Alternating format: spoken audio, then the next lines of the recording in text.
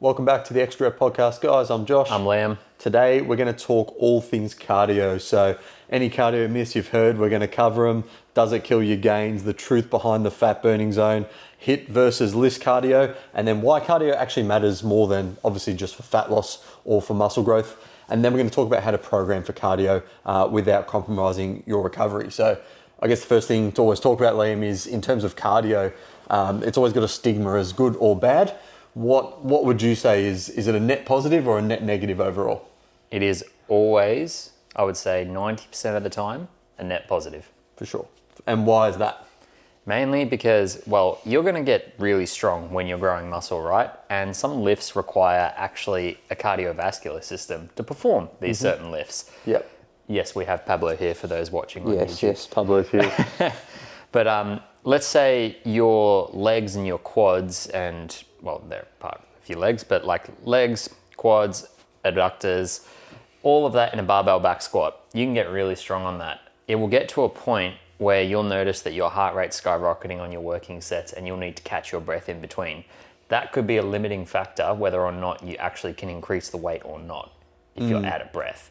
This is where your cardiovascular system comes into play when we're talking about muscle growth. Yeah, for sure. And I think that's, probably a really big thing that people do miss is that they'll go, they might jump, like I said, in a barbell back squat, like it's quite a demanding exercise, right? So if you're doing maybe 5 reps, with a controlled tempo, you're probably going to get away with it. But it's like, if you've been programmed, 4 sets of 12 or something like that, it's like, you're going to be absolutely stuffed by the 3rd set, and recovery is going to need to be, obviously higher, rest time is going to need to be higher as well. So I think that is one thing that a lot of people don't realize. They think they probably just need more rest time, when a lot of the time they actually need to improve their cardiovascular capacity, because you should be able to do repeated bouts of weight training. Of course, there still needs to be rest there, but that's going to be more from a nervous system standpoint than a cardiovascular system standpoint. Exactly, but I mean, if you train your cardiovascular system, everything else gets better. Your increase of oxygenation into your cells gets a lot better. Your nutrient partitioning gets better. Your energy levels get better.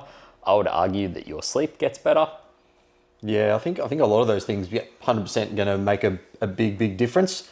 So what do you think there's that sort of stigma that, probably comes from the bodybuilding community as well, or it did once upon a time? I think they're a lot smarter now, but why was it bad? Or, I guess, did people think it probably interfered with a lot of things in terms of muscle growth? Well, think about it, right? If you run on the treadmill for 30 minutes and then you try and do a weight session, you're pre-fatigued.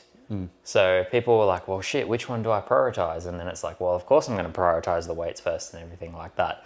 But then we found like, okay, now there's this hybrid athlete movement where people are doing run clubs and weightlifting, or people are doing, running in between, like CrossFit or F45. So like they'll incorporate cardio in with weights, and, people are calling themselves hybrid athletes, or, I'm going to smash out all these Ks runs and then I'm going to lift weights in between. But then people are like, wait, how do I recover from all this? And this is where smart strategic programming comes into play. You don't want to go, I would say, above a zone 2 cardio on the days you're doing cardio, unless you've got a specific goal for a specific event you're doing. So for people that don't know, we've got 5 different zones of cardio. It correlates to your BPM, so your beats per minute. And then zone 2 goes up to about 130 to 140, around that range. If you exceed that, then okay, there's a little bit more stress on the cardiovascular system, which will actually have more stress on the nervous system, which will require more recovery. So if you're doing too much in between, you won't be able to recover. Yeah, and I think that sort of ties us in to our first sort of main topic, which is, the sort of fat burning zone and these fat burning systems and what we're trying to, accomplish there with sort of certain heart rates. And I think this becomes probably a big problem especially when it's coming to fat loss, is that, people will correlate, okay, fat loss equals cardio. I just need to move more, I need to burn more calories. And it's like, of course, that is definitely something that helps. But of course, then food becomes the other part of the equation, that whole calories in, calories out. But when it comes back to that fat burning zone, I think people don't realize that they probably need to be, it's not going to actually burn body fat off your body, so to speak. It is more a zone that generally uses fats as your main source of fuel. So it's like, imagine you're on the keto diet. It's sort of a similar thing, but at the same time, you're still going to lose the same amount of body fat. But then, of course, being in that zone is probably going to give you some sort of cardiovascular benefit, which could give you then some fat loss benefits, muscle growth, body recomposition down the track as well. So I just wanted to give a bit of a context around that sort of fat burning zone, because a lot of people think if I just do that every day, that's what's going to 100% guarantee me fat loss. Well, a lot of people, when it comes to cardio, right, they notice the more output they do, the more their hunger hormones increase. So let's give an example, right? Let's say your daily step count target was 10 to 12,000 steps, just a rough estimate, right? Let's say you got that throughout the day through walking and movement, or let's say you only had time to do a huge cardio session in the morning and get your 12K steps in on like one intense session. Mm-hmm. Now, throughout the day of the person that did that intense session, they would be ravenous throughout the day because their body would be starving for some fuel back in the system. It's burned through all the glycogen, all the fats, everything there. A huge energy depletion, electrolyte depletion.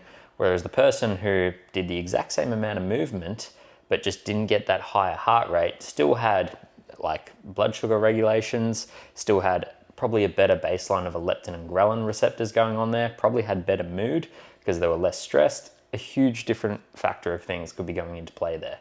Yeah, and that's really interesting, and that's just based on, two, different types of cardio where, of course, you're still walking, you're still doing enough, there's cardio, but if we're going into more of that, I guess, higher intensity sort of cardio, which we'll get into next, I think that's something that a lot of people underestimate, how much fatigue and stress they're putting the body in under, and then of course all the other areas of their life as well. If they're going and doing CrossFit 7 days a week or walking 20,000 steps, it's still going to be a strain on the body, on top of work, life, relationships, money, etc. So it's definitely something you need to look at, obviously, like we talk about from a holistic point of view, because otherwise then you're probably going to shoot yourself in the foot, and you actually, you won't know what's wrong, which pillar you need to fix out of, your health and fitness. Yep. And it's interesting that you mentioned that with the steps, and someone's done like 20,000 steps in a day, right? Because I have noticed in clients, like anything over 14 to 16,000, like it can start to get a little bit of not only obsessiveness, because you just think the more steps I get in, the better. That actually does correlate to fatigue that needs to be mitigated. And a lot of people don't correlate that with either, some extra rest or extra 200 calories or something like that. And so they'll be in a deficit and they'll think, okay, I've doubled my step count today. But it's like, okay, you actually don't have the tools to recover there because you've done an additional, even though it was just movement, and you don't think it's going to impact all these other things. It could impact, say, a designated cardio session that you've got the next day. This is why I think for a lot of people, wearing some form of a heart rate tracker is a really good way not only to measure your cardiovascular system health, but your overall nervous system health. Because if you go and do, say, level 5 on the Stairmaster, and you can last ages while not seeing your heart rate increased rapidly, but then you go in one morning and you notice that it skyrockets really quick, that's a sign that you are under-recovered, or your nervous system is under a little bit more stress, or your cardiovascular system is under a bit more stress. Yeah, I find that's really interesting. They call it your HRV, but your heart rate, just your sort of resting heart rate, is a really good indication. If you're under-recovered, it's like you're probably going to see that trend of you might start at 50 beats per minute. Within a couple of days, it's gone up to 54, 55. Yep. And, you see a normal trend and you go, oh, that's a bit weird. Mm-hmm. And that's probably a good sign that, again, you're under-recovered, and then, you high potential of sickness and obviously not progressing, in terms of your body composition and fat loss or muscle growth goals, whatever they may be. Pablo's just going to make her way across. She's trying to come to over the next here. person. Yep. So we'll let her do that. It's okay. One thing I did want to talk about, guys, especially, is the sort of high intensity interval training versus low intensity steady state. So we call it the HIIT versus LISS debate. And a lot of the, research has shown that a lot of the high intensity interval training, can be shown to be really good at burning, body fat in terms of that, brown fat and all that. So it is quite beneficial, but it needs to be used at the right time. So as an example, for a lot of my clients, a lot of them are pretty stressed. So it is something that I generally don't program too much. Yep. But then if there are clients that can handle it, I might add that in once a week or twice a week. But as a general rule, having a step goal, and then if they need it, obviously, if they're not recovering between their sets when we're doing our weight training, that's when I can program in some more, steady state cardio on the treadmill, 120 to 140 BPM. Yep. And I think that's going to be, your sort of golden egg in terms of, getting the most out of your cardio. Yep. But then you can also add in that high intensity interval stuff, to make sure we're just breaking down that brown fat, mitochondrial, all that sort of stuff. And that I think is going to make, it's still a big difference as well, but probably not as big of a difference as just having a good resting heart rate, a good cardiovascular Yep. capacity to begin with. Would you say that golden egg there between the 120 to 140 BPM is purely from a recovery standpoint? So they're getting the work in that they need to stress the cardiovascular system, but they're not excessively stressing the cardiovascular system that they can't recover in between their workouts. Yeah, I think it's like you said, that golden egg. It's like the Goldilocks zone of like you're recovered enough, but you're not pushing that recovery Yep. from a cardio perspective Yep. too much. And again, I probably should mention that this isn't like for a marathon runner or something like that. This is for your everyday weight trainer, who's looking to improve your body composition, looking to be a bit leaner, be a bit better. And obviously, marathon running goes into a whole different ballpark. Or if again, even high rocks and that sort of thing, it's you've just got to be a lot more careful with your recovery.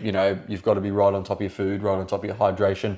And of course, when you're doing your weight training, we really want to replenish those glycogen stores. But if we're doing like all this kind of crazy cardio, that's going to diminish them. And then again, you will find you will be under recovered when it comes to, your weight training. And that's obviously going to have a negative impact on your body composition. So obviously we talk about cardio, but it just goes into so many other areas. So I think it's important to note that. I can give you an example. So one of my best mates is an Olympic athlete, marathon distance runner, Jack. I looked at his blood work. His testosterone was 3. Yeah, completely killed it. And he said he wasn't tired or he didn't have low libido. He didn't have the signs of low testosterone. But in terms of fertility markers, they are shot to shit. It's really interesting how, and again, it comes from, when you're, I guess, one of the best in your sport or getting to that level, things are going to happen, right? Like obviously you're going to need those extra 1%ers and things like that. So I think there's always a trade-off when you get to that level of eliteness, but also there's a way to manage that as well. So exactly. There's best in the world. I remember was it Djokovic? A bit of a side tangent, but like he said, he went like full keto, vegan, didn't touch carbs basically. Yep. And I remember he said he was in like the 4th set of Wimbledon or something, and all of a sudden he just felt like shot. Yeah. And he was just like, something just happened, and my body just like switched off. Yep. And I was like, you've run out of glycogen, now, mate. You've got no carbohydrates. Now guess what? Because I know his diet. Now I've looked into it. Now he eats like bowl of like fruit, honey, everything like first thing in the morning, oatmeal to fuel his training sessions. Yeah, it's quite and funny. Look, carbohydrates do have a sparing effect with lowering SHBG and distributing more free testosterone in the body. So eat your carbohydrates. Yeah, for sure. If you're metabolically healthy. Yeah, well, yeah. Yeah. Yeah, it comes Which under the cardiovascular system helps you become. Yeah. And like I said, it's like that thing of like, imagine you got 10 stones in front of you and you're trying to hit them all at once with one throw. Like it's, you want to find, what's the biggest area I'm struggling with, try and nail that. And then you'll find as a result, all the other ones will improve slowly. Yep. And then you can start sort of knocking them off as you go. But again, that comes back to blood work as well. But a really good, what would you say a good metrics for resting heart rate? What's a good metric for that? What would you, I guess, like your clients to all be at as like a minimum level of cardiovascular capacity? Well, it really depends on the person, right? Because I think everyone's different in terms of genetics when it comes to actually like predisposed heart conditions and stuff like that. Like body weight comes into a huge play when it comes into your resting heart rate, not just stress. So, if you've got excessive body fat, your heart beats a lot harder. People that have a lot of muscle but are cardiovascular healthy and athletic, their resting heart rate's like under the 50s. Like yours and I's like sitting here right now is pretty much under 50s. I know mine goes in the 40s. You probably saw on my story yesterday, I was sitting down chilling. I did a Stairmaster session yesterday and I was sitting down chilling on the couch playing Nintendo Switch and my Apple Watch thought I had to sleep because I was that chill. Like my resting heart rate had just dropped and my body had just pretty much say like, hey, our nervous system is just as chill as anything right now. It actually thought I was in a light sleep, which is a crazy metric and it could be, false reading. But in terms of certain clients, right, I make sure we get at least 8K steps minimum because I want them moving. And a lot of my guys, busy guys, business owners, all that stuff, they don't prioritize it. So it's just a really good metric to see how much they're moving throughout the day. And, all the things like the lifting could be amazing, the diet could be everything, but then you look at the step count and they're like, what's the average for the week in their check-ins? 2,000. And it's like, 4,000, 5,000. I'm like, this is why the scale weight is not moving, mate. We need to at least like double that or at least bump it up by like 3,000 each day around there. So I would say for a baseline, I program at least 2 to 3 cardio sessions in between, because all my clients I program full body. I'm really huge on working sets and managing their volume, managing their stress, and in between I make sure they have cardio sessions that they actually enjoy, which is a huge thing, right? Because someone can go on the Stairmaster for 30 minutes, they could absolutely hate it, and someone can go on the bike for 30 minutes and absolutely love it. So you just got to find the right sort of source for the person. I don't program the assault bike.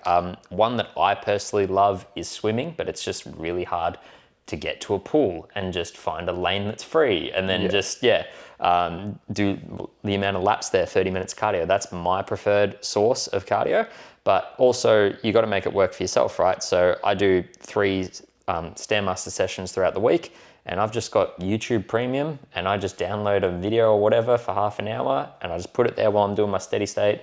And I always do nose breathing. I program that with my clients as well. I know you do with the nasal strips.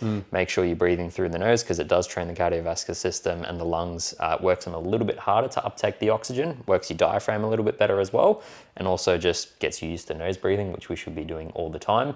That's a side tangent for another day with all the health benefits there. But in terms of that, yeah, I find it works well for me. And what works well for my clients as well is they find their source.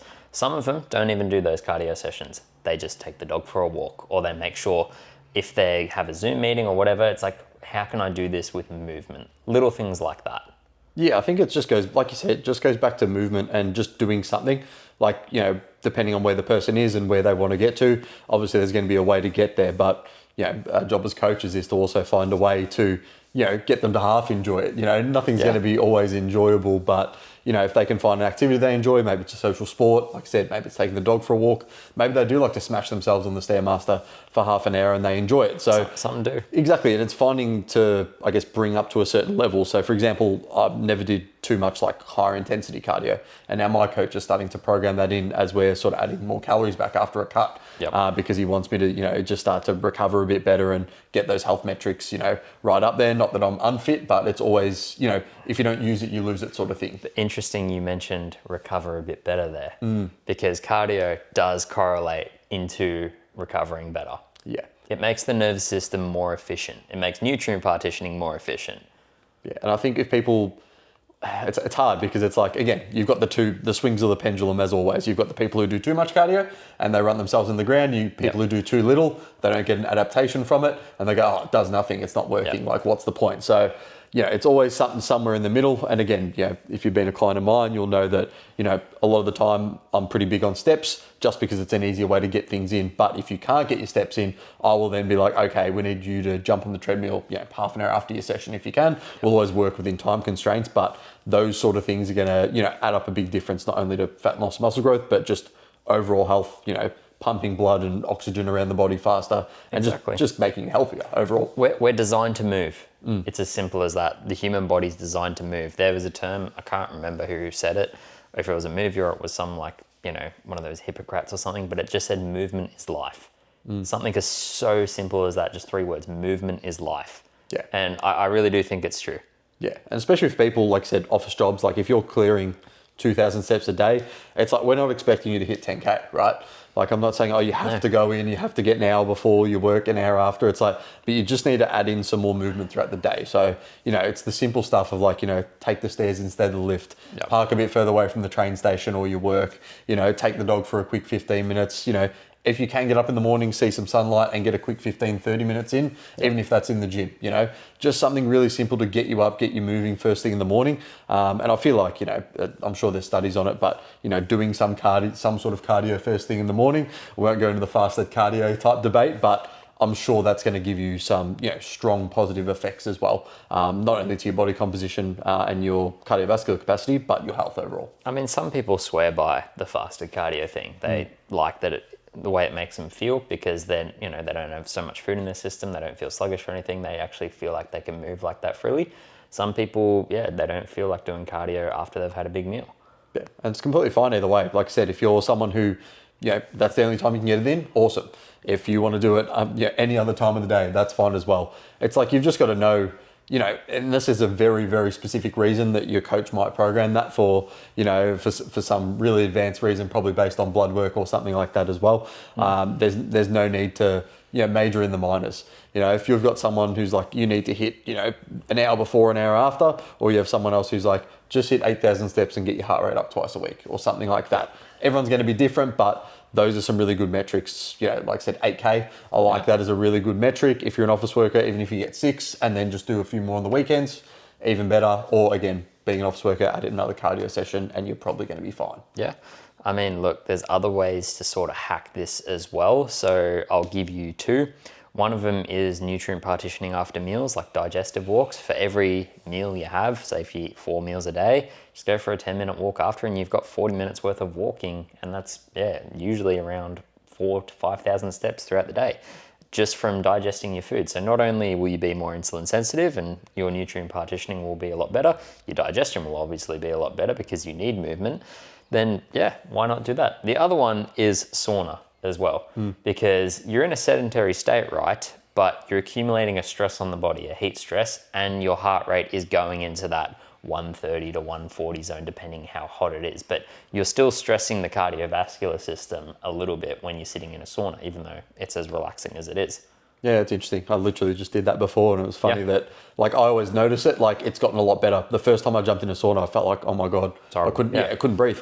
But now I'm just so relaxed in there where it's like, I know my heart rate's going up, but like nowhere near as much as it used to. And that's generally going to be a great sign that my cardiovascular capacity has improved, not only from the sauna, but just doing more walking, more cardio and those type of things. There's an adaptation period that happens, right? You stress the body, it adapts, it gets stronger, and then you need to stress it again. But there's certain ways you can program, and this is where coaching comes into play. I mean, it took me 11 years to pretty much figure out my recovery capacity of my body. I used to think like I could train legs and then go for a run the next day. No, I can't. It beats the shit out of my body and my legs take a week to recover. But if I do steady state cardio on a Stairmaster in between certain full body days where I'm only doing 2 working sets of legs, all of a sudden I can recover in between. I'm like, why did it take me 11 years to figure this shit out? Yeah, that's why it takes us so long to figure everything out. And that's why we're both here, you know, giving you guys the information we can. Anything else? I think we've covered just about everything. Yeah, we've pretty much covered everything. I will say resting heart rate really just helps with sleep. You want it as low as possible before you get to bed, and because our heart rate drops obviously as we sleep. And just a tracking device can be really good for that stuff. Not a shameless plug or anything. I'm not associated with anything, but if you want to go for like an Apple Watch or a Whoop band, what's that ring that you just bought? Not Oura ring. What's it? A QR ring. QR ring. Like the cheap ones, like the Kogan brand. The Temu. Yeah, $140 and they work really well. That's the thing, right? Like these things are just a really, like, it's an initial investment, right? Because it's a substantial amount of money for some people, but the data that you get is so valuable. Like the amount of health data and metrics I've gotten, and I've been able to be like, what's this here, and sort of play around with it, has been absolutely amazing with not only a sleep tracker, but mainly the heart rate tracker, because I can even tell, right, how I've actually recovered in between working sets in the gym, because yes, it's not 2 minutes. Usually I have a timer, but I'm like, my resting, it's not a resting heart rate, but my heart rate's dropped below 100.